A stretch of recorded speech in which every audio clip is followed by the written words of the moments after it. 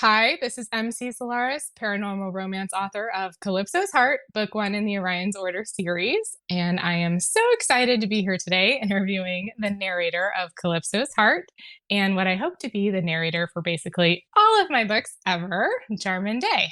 Hello, and thanks for doing this interview with me. I appreciate it. Thank you. How are you doing today, Jarman? Doing pretty good, all things considered, with the state of the crazy world right now. Yes, aren't we all?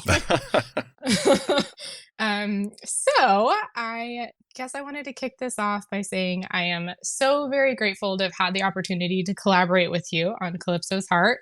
And I'm still like a little fangirling shocked over here that you actually said yes to narrate my massive 700-page book. It's an epic. An epic, yes. Way better word.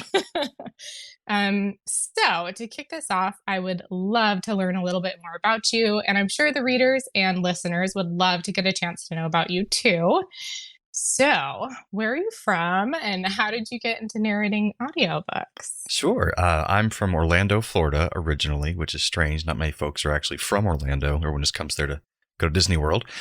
And I grew up here and started doing acting in high school, and then went off to college over in Boston University, and was actually a film and television major. But the whole time I was still doing theater while in college, and just was truly acting was my real passion, and directing and that kind of thing. But then once I got out of college, I went to move to Atlanta to work at CNN, at the headquarters for CNN in Atlanta, and was doing mostly news-related jobs of producing. I was associate producer for the Anderson Cooper show for a while, but just news didn't really do it for me because there wasn't that creative energy I used to always love from theater and acting. And so on a couple of occasions, I got to do some on-air translations for CNN, where you have someone speaking in a foreign language and they need someone to do an American or an English voice on top of it. So I would do the English dubs on top of these foreign people speaking. And that was my first experience doing actual voice acting for anyone. And they kept calling me back because I was good at it. And eventually I got to do the intros to a couple podcasts that were on the CNN radio network.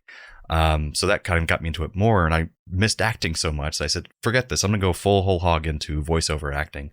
And I would audition for lots of different things, for commercials, for animation, video games, and e-learning and all that kind of things. But then audiobooks, I just kind of fell in love with right out the gate.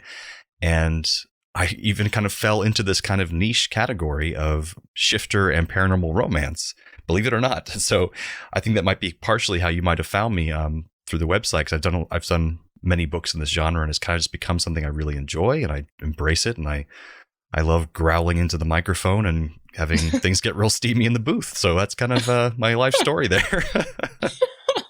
I had no idea about your television experience. That's super interesting. And Anderson Cooper, wow. I mean, that's kind of a well-known name. Oh, yeah, he's a great guy.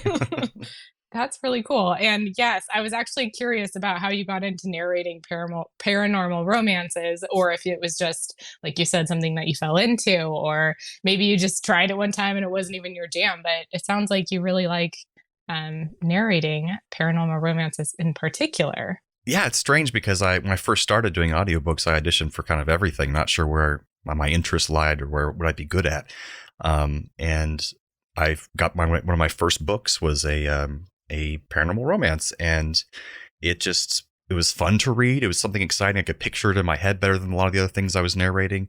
It's like this whole genre of movies I'd like to see. I watch a lot of Supernatural, the TV show, as well. So I was already kind of into that kind of aspect of urban fantasy, that kind of thing. But then I started auditioning more, and I just was getting those books the most. And I think my voice is well suited for it, I suppose. That's what seems to be the case. Well, I would absolutely agree with that. And I swear, the second I heard your voice, I was like, hold up, pause. And I like rolled back and I was like, stop everything. Who is this person? And I literally was like, the second I heard your voice, I was just blown away. And I was like, it has to be Jarman. That's so awesome to hear. And yes, okay. So growling into the mic. Oh, I love it. I've been listening to Calypso's Heart audiobook, and it's like, yeah, you just bring this supernatural kind of world to life. And I can absolutely see why it was just like kind of like a magnetic on both ends, like both of you guys. Yeah. I'm saying you guys as if paranormal is like an entity, but Maybe it is. but We you know don't what know. I mean. We don't know, but you guys are perfect for each other. I must say, it's been a while since I've done any stage acting, and I'm just now in a play again, Dangerous Liaisons, actually. And it's a pretty, romance, sexy, heavy kind of play.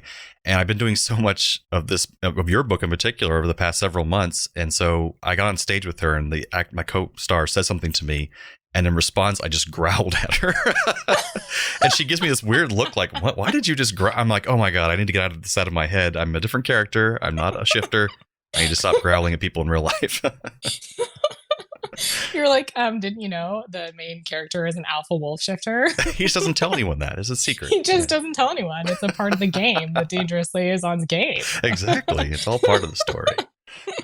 And so I was actually curious about other things that you do outside of voice acting and narrating audiobooks. So you're in this play and Oh, yes. And beyond that, I'm a kind of a nerd. I love your genre television and video games and also podcasting. I do a couple podcasts, which are very silly, not for everybody. One being Muppet Trek, which is a show devoted to comparing the original Star Trek with the Muppet Show from the 70s. Makes perfect sense, right? And then there's something more accessible called Sappy Crap Podcast, which is basically just reminiscing about growing up in the 1990s in Central Florida. And so some of that's relevant to some people, but it's just a fun hobby on the side. I don't really make anything from doing podcasting, but it's just a fun thing to do.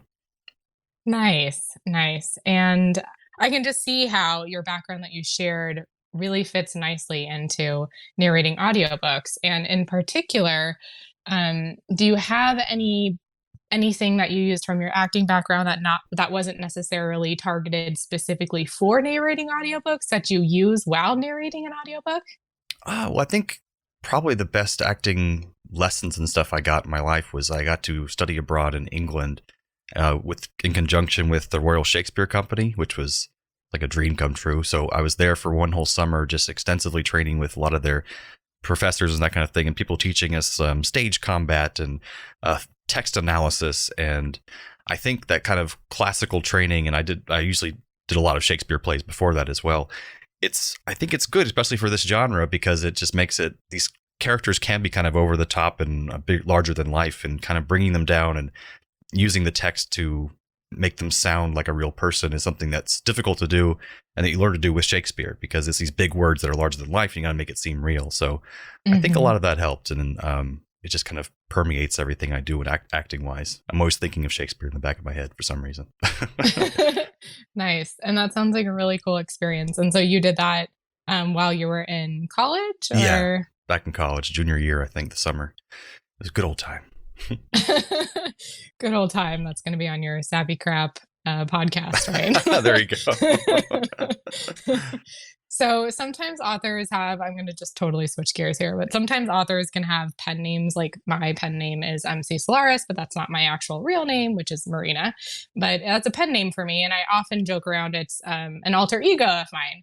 And I'm curious, do you have an alter ego, or do you go by another name as like a narrator, or even like when you're acting, or? Well, actually, I do have a pseudonym for other books that I've narrated. And because I was actually recommended to me by another narrator who does romance novels particularly. And I am a straight male, but I don't have any issue reading romance that's male romance. But they recommended to do 2 different brands for that kind of thing. So I have a pseudonym for those male romance novels. So if you'd like to have that pseudonym, shoot me a message on Jarman Voices on Facebook, and I'll be happy to share that with you. But it's you're supposed to kind of keep them separate, and they said that just those genres typically stay separated, so the different fan base, that kind of thing. But I love doing all kinds of audio romance. Doesn't matter the gender, the interest level, or whoever you're interested in, whether it be a werewolf or a man. right. Or the species, right? Or the species, yeah, exactly. We have no idea.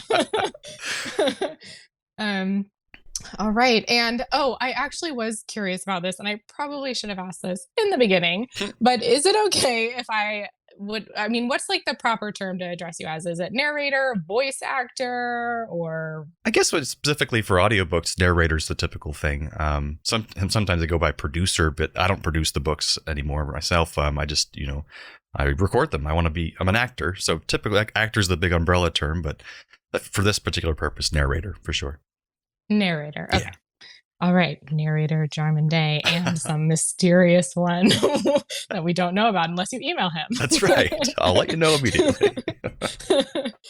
Okay, well, I think that's all the questions that I have today for your background. And so, Jarman, thank you so much for taking the time to speak with me and letting us get to know you a bit more. And I think you already mentioned some of the podcasts and stuff that we can find if we wanted to, stalk you, aka like fangirl stalk you.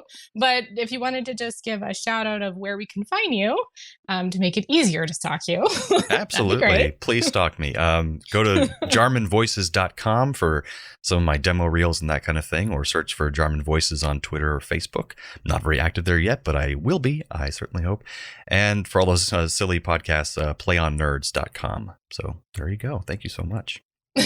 Yes, playonnerds.com. I love that so much. And you guys should all check it out. It's very funny. And I may or may not have listened to part of one of the Savvy Crap episodes, and it's hilarious. So definitely check it out.